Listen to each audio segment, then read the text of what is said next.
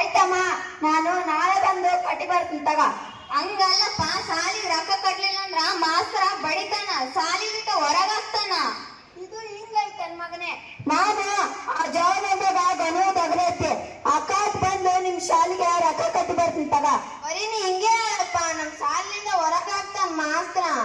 ಇಲ್ಲಮ್ಮ, ನಾನು ಹೇಳಕತ್ತೀನಿಲ್ಲ. ಇವತ್ ಮಧ್ಯಾಹ್ನ ಬಂದು ಕಟ್ಟಿ ಬರ್ತೀನಿ. ನೀವು ಶಾಲೆಗಂತ ಹೋಗಿರಿ. ಇಷ್ಟಪಡ್ತೀನಿ. ಈ ರೋಗ ಬದಲಾಗಿ ಒಬ್ಬ ಮನುಷ್ಯ ಇದ್ದಂದ್ರೆ ಈ ಶಾಂತಜಿ ಜೀವ ಈಗ ಉಳಿತಿತ್ತು. ಅದಕ್ಕೆ ಹೇಳ್ತೀನಿ ಕೇಳಿ. ನಮ್ಮ ಜೀವನದಲ್ಲಿ ತಂತ್ರಜ್ಞಾನ ಬೇಕು, ಹೌದು, ಆದ್ರೆ ಜೀವನದ ತಂತ್ರಜ್ಞಾನ ಆಗ್ಬಾರ್ದು. ಎಷ್ಟು ಹುಷಾರಾಗಿಯಲ್ಲ ನನ್ ಗಂಡ. ಹೌದ್ರಿ, ಇದು 100% ಸತ್ಯ ರೀ.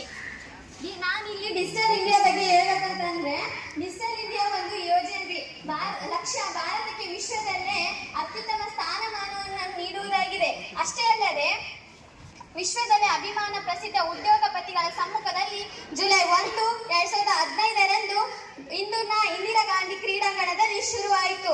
ಮಾನ್ಯ ನರೇಂದ್ರ ಮೋದಿ ಇದರ ಸ್ಥಾಪಕರಾಗಿದ್ದು, ಇದಕ್ಕಾಗಿ 1 ಲಕ್ಷ ಕೋಟಿಯನ್ನು ಅನುಮೋದಿಸಿದ್ದಾರೆ ಮತ್ತು ಇದು ಇವರ ಕನಸಿನ ಕೂಸು ಆಗಿದೆ.